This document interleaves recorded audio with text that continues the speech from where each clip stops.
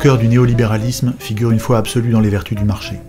C'est l'idée, très explicite sur le site de la Commission européenne, que la concurrence stimule la performance et permet d'offrir le plus large choix de produits et services de qualité à des prix compétitifs. On considère que la satisfaction des intérêts individuels concourt naturellement au plus grand intérêt général. Le culte du marché autorégulateur s'accompagne en général d'une critique de la puissance publique, considérée comme chère et peu productive.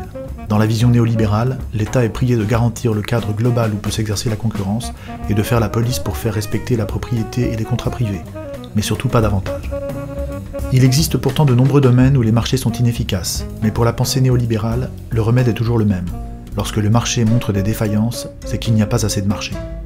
On cherche ainsi depuis des années à privatiser tous les biens collectifs qui peuvent l'être, comme les autoroutes, et à ouvrir les monopoles naturels à la concurrence. Télécom, énergie, transport, bientôt la santé et l'éducation. L'autre perversité fondamentale du marché, c'est de ne pas inclure dans les prix les coûts indirects parfois colossaux qui résultent d'une production, comme la pollution, le dumping social, la destruction d'écosystèmes, etc. Tous ces coûts seront supportés par la collectivité.